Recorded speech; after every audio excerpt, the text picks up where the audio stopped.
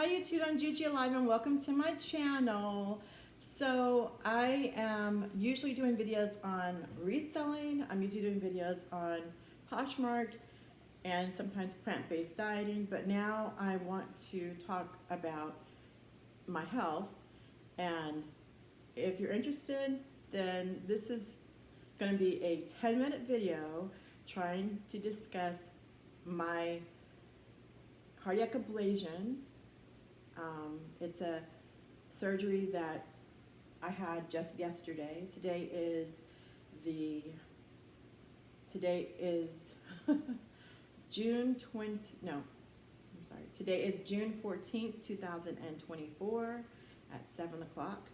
And I wanted to make sure I did this video quickly before I forget. There's something that happens when you have surgery or when you have any kind of traumatic thing happen. You sometimes forget like what really happened, like it because you survive it, which is great, but you sometimes forget. So I wanted to do a quick 10-minute video just describing what I remember about the cardiac ablation.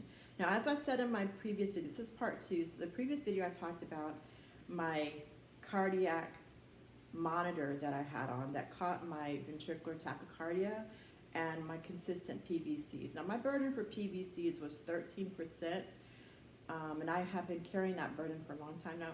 When you say burden for PVCs, and by the way, I'm a cardiac analysis technician for Barty Diagnostics, Baxter International, so that's why, and I've worked for American Heart Association for a very long time, for like 20-something years. So I know a little bit about the heart, and I've been a heart patient since I can't even remember when I was, because that's what got me interested in this field in the first place, because I was always at the hospital. But when you talk about ventricular tachycardia and you talk about PVCs that are consistent, they can come on with stress, they can come on with illness, they can come on with having congenital heart problems at birth, or autoimmune illnesses like I have, lupus.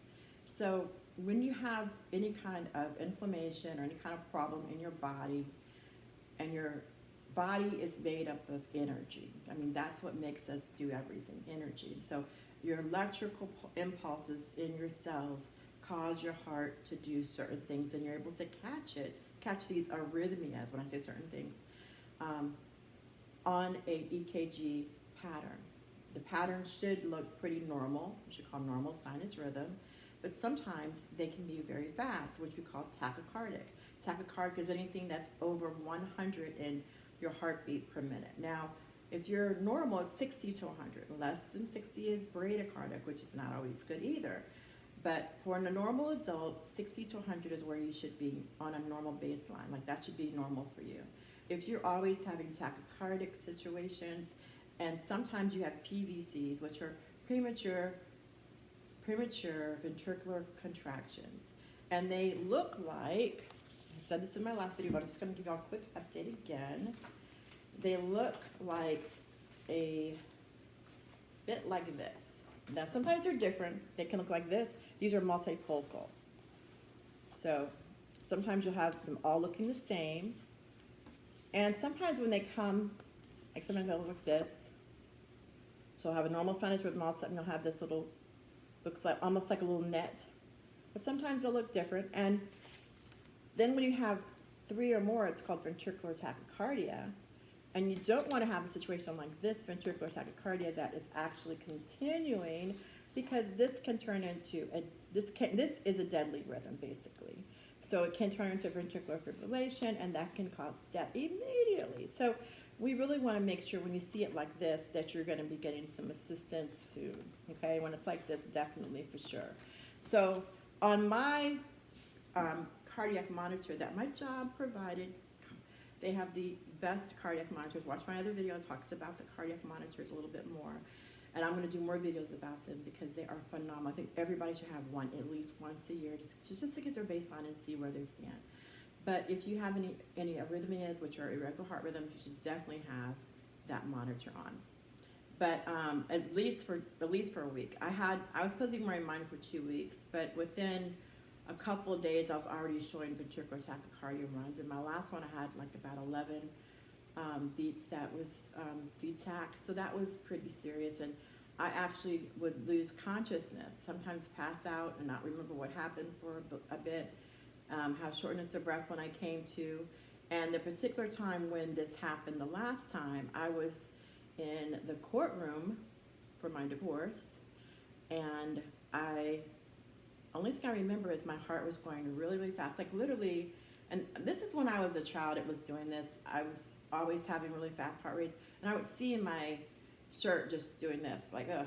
So I remember looking down and seeing that, and I thought I need to get up, and I was in this wheeler walker, and I went to get up, and when I went to get up, all I remember is I got up like that, and the next thing I know, I'm laying on the floor, and there's all these attorneys around me, screaming and hollering, how, how are you? What's going on? Do you have seizure disorder? Do you have diabetes?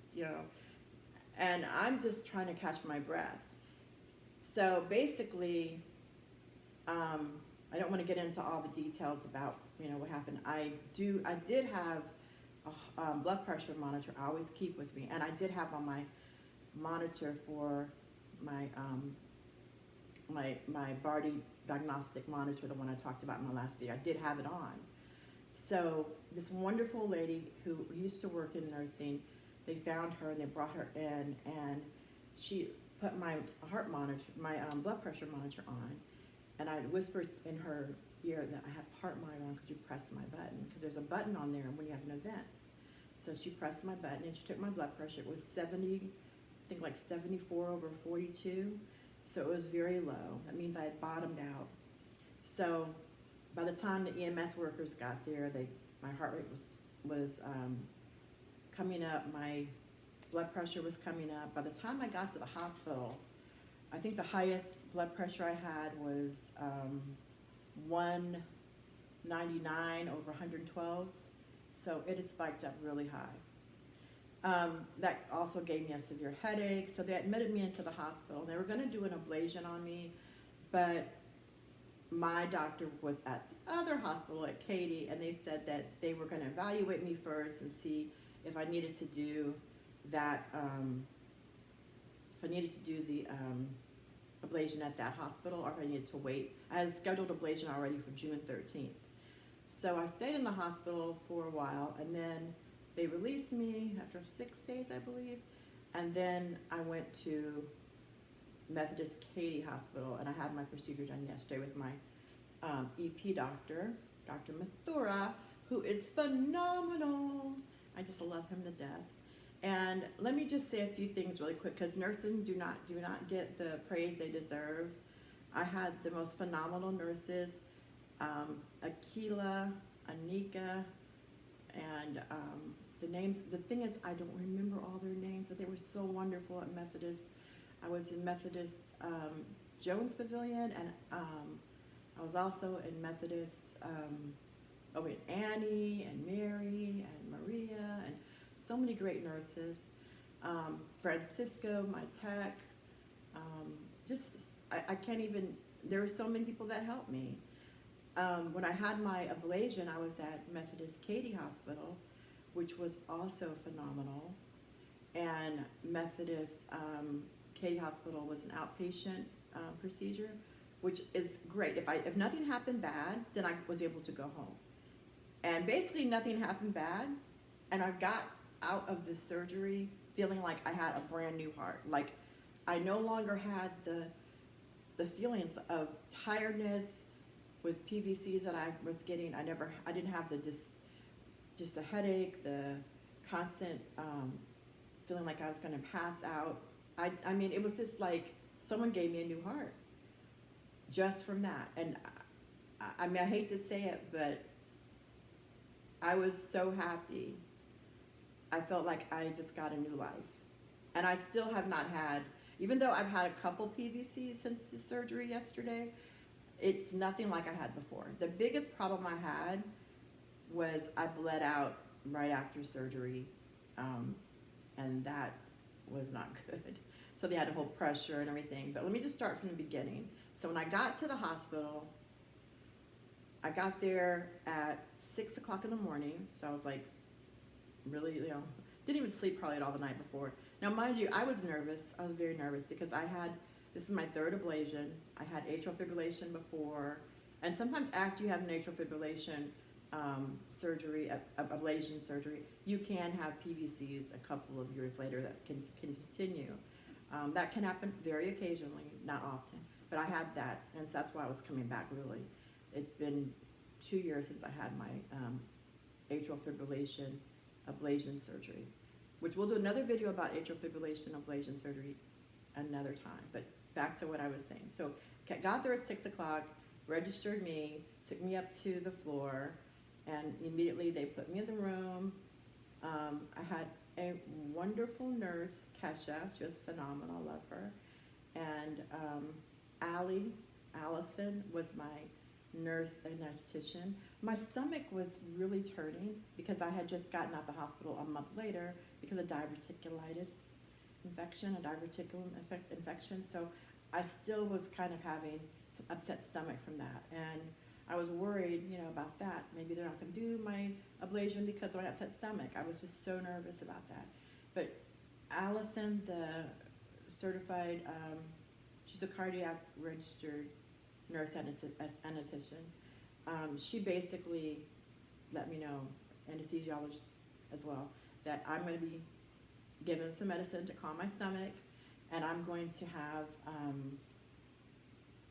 Propofol, which is a medicine to calm you and put you in twilight, and then they will awaken me when they're going to get ready to do the ablation. But first they have to elevate my heart rate by awakening me and see what it's like for me to have these PVCs. Now the PVCs that can come pretty frequently for me. In fact, when they came in to talk to me, they're looking at the monitor and like, boom, boom, PVC, PVC, PVC, PVC, PVC, they're just coming. And they're like, oh good, you got PVCs, we don't have to worry. I'm like, yeah, I'm not kidding, I do have them. But I mean, literally, they were coming so consistently. They were so happy because they're like, yeah, we don't have to worry about it. So when they got me in the room, it's a very cold room. Let me say that first off. And they told me that before I even go in. They're like, the room is really, really cold. And I remember that from when I had the procedure before, but yeah, it's really cold. But I don't mind the cold. So then they put these cold pads on you. Now, anyone who's had EKG has had the little sticky pads, right? So they put pads that are like this big, kind of like this big, okay? And they go on your body, like all these different places, on your body, on your back, and they have like this gooey stickiness stuff that's very cold that goes on you. And you basically don't have anything on. So you have on, of course, a robe when you first come in, but then they take that robe off, and you basically are putting these stickers all over your body, and they're thick and cold. And then you lay on this table where they take your arms, they strap your arms down to the table, and when they strap your arms to the table, they then have this, like almost, it feels like metal. I don't know if it's metal or if it's hard plastic, but your body is stuck into this like cocoon type thing that they put in between you, so you really can't move. It's like you're literally in some kind of medieval contraption laying you down flat with, these side railings, like you're getting ready to go down you know how you're going down a thing when you're in a water park, and they have, the side railings. That's kind of how you feel. You're like, okay, So they strap you down, and then Allie, my anesthetician nurse, anesthesia nurse, she comes over and she tells me, okay, I'm going to give you some oxygen. So she gives me some oxygen. So it takes probably about 15 minutes just for them to get you all strapped in, okay? It takes a while because they've got to position everything properly and put you on this and put you on that. They got like about 4 and 5 nurses in there working on you. It feels so important. So Allie says, I'm going to get, now by this time I'm laying down, and they put this mask on, the oxygen mask, give me some oxygen, and then she says, I'm going to give you some of that medicine for your tummy so your tummy can relax. And she gave me some Pepsid and some Zofran, which is going to help my stomach not feel queasy. And then she said, I'm going to give you I'm getting your cocktail ready. You want your margarita? I'm like, I want a Long Island iced tea. Margaritas are not strong enough for me. She's like, okay, I'll make it a Long Island.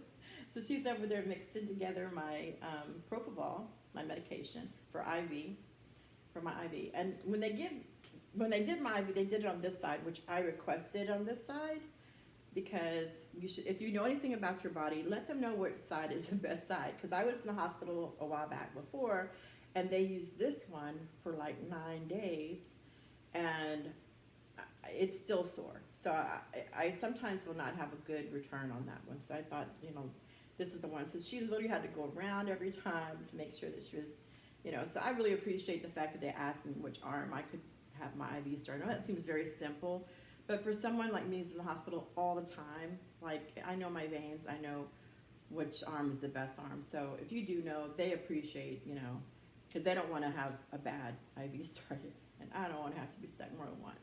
So anyway, just a little heads up, let them know if you have an idea which one is your best site. So anyway, so she then began to get the medication ready, and I was nervous, I have to admit.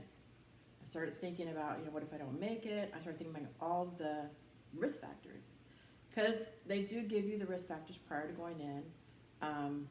Kesha gave me the risk factors. The risk factors are as follows. You could bleed out from your site. You could get an infection from your site. You could have a really severe arrhythmia that could cause you to die, like ventricular fibrillation. You could end up having a problem with the medication that they're giving you and die. You could have cardiac arrest or a stroke. I mean, they give you a list of all these things that could happen. So, of course, I'm going through all that as she's getting ready to put me under. And I'm just thinking, Lord, just let me survive it. That's all I ask. If I, have more problems or whatever, just let me survive it.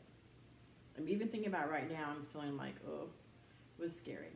So I remember she didn't really, did she tell me to count back? Usually tell you to count backwards. All I remember, she said, I'm giving it to you now. And I just felt so relaxed. The next thing I know, she said, I'm waking you up because we're going to start the ablation. And I look over at the monitor, and I believe I was in VTAC. And I looked, and now I'm just going to tell you, this is kind of what it looks like. So I remember looking over at the monitor thinking, oh. And I remember hearing the doctor say something like, I can't remember exactly what he was talking to them and whatnot about it. And then she said, okay, we're going to do the ablation now. So I wasn't even really awake, but maybe a couple of, it didn't feel like it was very long. Maybe I'm wrong. Maybe it's, longer than I thought, but I didn't feel like it was that long. And then she put me out again. And the next thing I remember, I was back in the recovery room with Kesha, and Allie was gone. All the other nurses were gone. Everybody was gone. And Kesha was saying, do you want something to eat? I was like, what? And it had been, I think, about 4 hours. So that is what happened. And then let me get to the disappointing part. I had to go to the bathroom. And so I went and got up and went to the bathroom. I didn't want to eat anything because I didn't want to risk anything with my stomach again. But I went to the bathroom, and when I got up from the bathroom, I remember looking down, and there was blood. And I kept walking because I wasn't even thinking. I'm thinking, oh, I must be on my period. But I have had a hysterectomy, so I could not. I had no uterus, no ovaries. So I was like, oh my goodness. And so I went back and I told Kasha, I said, I'm bleeding. She goes, oh shit, oh no, let's get you back in the bed, oh gosh. So she then applied pressure. She called some other nurses in. They got some bandaging, and she said, I got to hold pressure for 5 to 10 minutes. So she did that, and there was a lot of blood. I lost a lot. Surprisingly, in that short amount of time. So she told me, she said, when you go home, get in the bed, lay flat as much as possible. So me even sitting here right now on my walker, me even sitting here right now is I need to get back in the bed. So I just wanted to say that they went in my groin. They went in with a catheter that's about the size of your charger that you have for your phone. So it wasn't like very big. I don't think it's that big actually as a charger you have for your phone. Pretty thin line. And then they applied some sutures to it, and so I really should not have bled out, except, you know, they put it in that groin area, and all I can say is when I bent down, I might have pulled up. So you're not allowed to lift, you're not allowed to bend over. You're supposed to lay flat for a very long time to make sure that it clots. And so that is what I need to be doing right now. So we are at 20 minutes. Oh my gosh. Long story short, I survived. My heart has never felt stronger. I feel really good, but I still need to be in a very calm situation. I still need to be laying down. And it's been 20 minutes of me sitting here. I got to get back to bed. But I just wanted to make sure I could tell you, because you forget things.